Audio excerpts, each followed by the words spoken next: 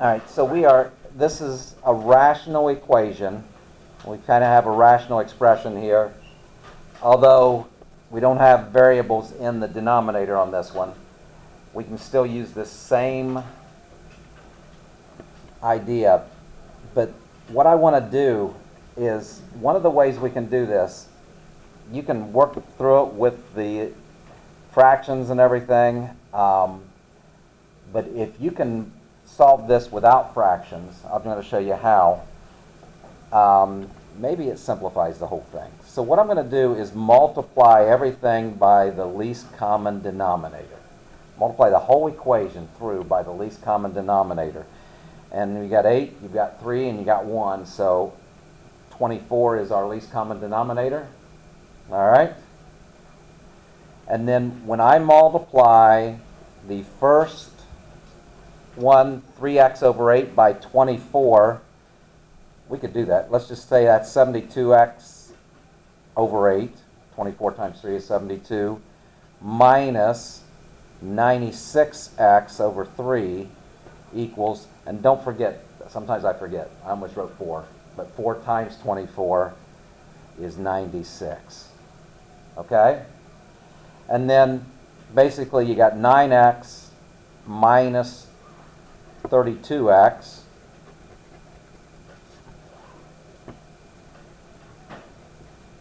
equals 96. And 9 minus 32, is that negative 23? Negative 23x equals 96. And divide by negative 23. And I'm okay if we leave it as this, negative 96 23rds.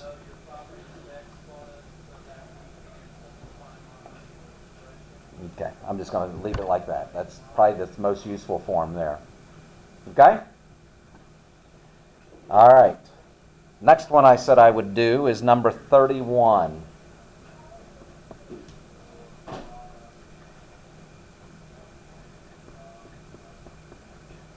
(5x minus 4 over 5x plus 4). Now we got a true rational expression here. Equals 2/3. So I have a single rational expression here equal to a single rational expression here. This one's a little different. I have two separate rational expressions up here. Focus.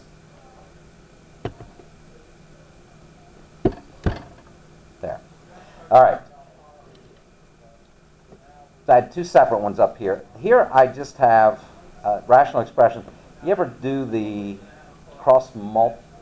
multiplying, those cross products are equal? Okay, let's do that. 2 times 5x plus 4 is equal to 3 times 5x minus 4. And then just solve from that. Okay, so what do we got? 10x plus 8 equals 15x minus 12. I think I'm going to subtract 10x from both sides. I got 8 equals 5x minus 12. Add 12 to both sides. 20 equals 5x. Divide by 5. I get x is equal to 4. I think. I'm going to check real quick. So that's 20 minus 4 is 16. 20 plus 4 is 24. If I divide top and bottom by 8, I do get 2/3. So I'm happy with that. Okay. The next one I have written down is, I'm going to get another piece of paper just in case it's a long one.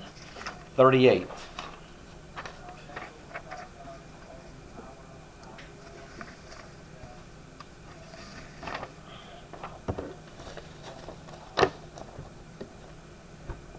Now number 38.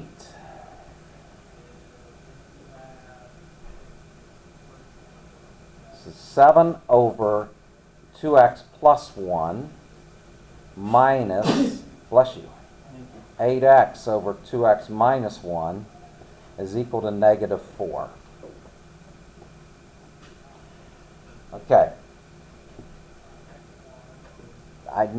This one would need 2x plus 1. This one would need 2x minus 1. I'm going to multiply through by 2x plus 1 times 2x minus 1. That's my least common denominator. Okay? I'm going to take a lengthy step here. I'm going to take the first one, 7 times 2x plus 1. I'm going to multiply it by 2x plus 1 times 2x minus 1. I'm going to distribute this, is what I'm doing right now. Minus 8x over 2x minus 1 times 2x plus 1 times 2x minus 1 equals negative 4 times 2x plus 1 times 2x minus 1. They're basically just distributing.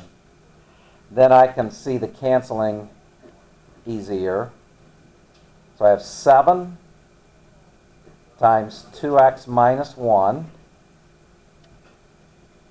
Cancel these two. Minus 8x times 2x plus 1. That's the difference of squares here, right? I'm going to do one step here. I'm going to multiply these out. And I'm wondering if you guys are good if I just write 4x squared minus 1. Is everybody good with that? Because the outside is negative 2x, the inside is positive 2x, those cancel. So first is 4x squared, outside, inside cancel, 1 times negative 1 is negative 1. It is a difference of squares. If you were to factor this, you would write that, wouldn't you? You're fine. Okay. Now, that's 14x minus 7 minus 16x squared minus 8x equals negative 16x squared plus 4. Keep me in line here, guys. This is where my mistakes really happen. All right.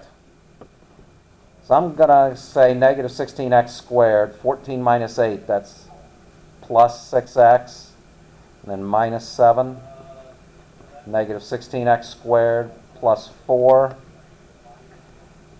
Okay.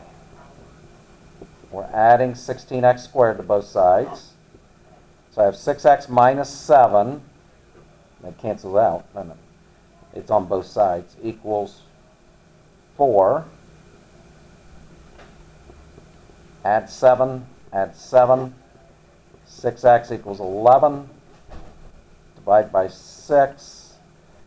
And I have x equals 11/6. Are there any questions?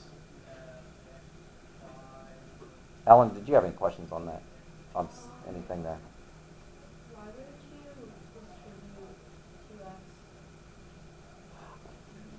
Like do this, negative 8x minus 4, and then this or something? No, I think I was confused on why you would multiply the denominator, but it's just because it would be a version of the same. Okay, yes.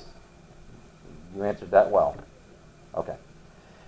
And you could have multiplied these two together first. But you're not going to multiply this one by negative 4 if you multiplied this one by negative 4, right, guys? Okay? It's this times this times this. Each one's used once. All right. Okay. 39. That was the last one I have.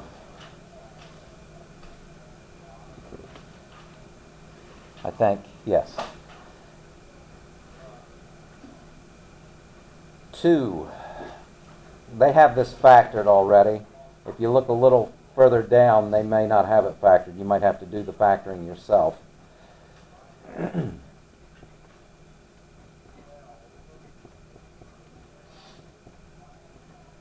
What's my least common denominator? What am I going to multiply through by? Pete? Very good. And it is over 1, as Ellen pointed out, so this is just for canceling's sake, really. I am going to go ahead and write this out. and distribute the x minus 4 and x minus 2.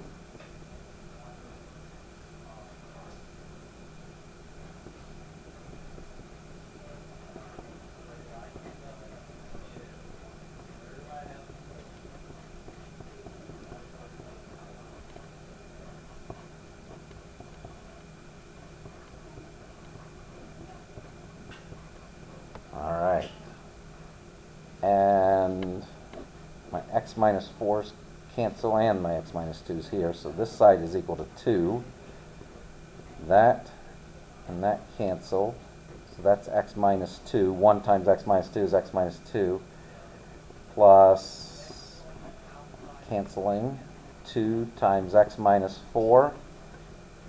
Let's distribute that. X minus 2 plus 2x minus 8. Simplify. 2x and 2x make 3x. Negative 2 minus 8, that's negative 10. Add 10. 12 is 3x. X is 4.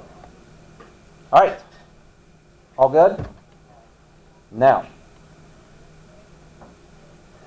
Gretchen, I'm not finished, am I? What's the problem here? Did I do anything wrong here?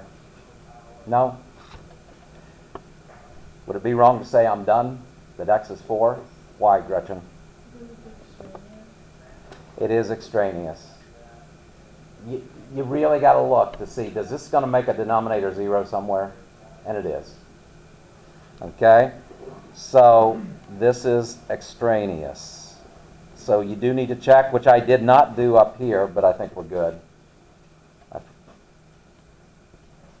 So there's no solution to that equation. Pia, I'm sorry. Okay.